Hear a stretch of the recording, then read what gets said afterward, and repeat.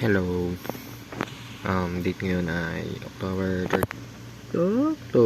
October 3rd pala. 2023. Popost ko to after 5 years.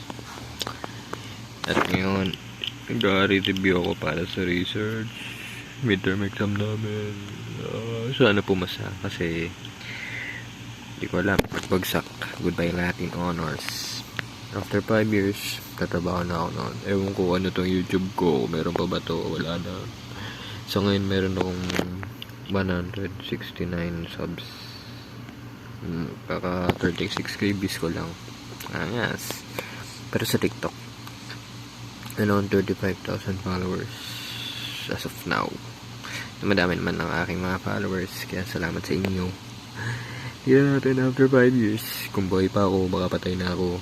O nagtatrabaho na ako. O may business na ako. O mayaman na ako. O mahirap na ako. Tignan natin.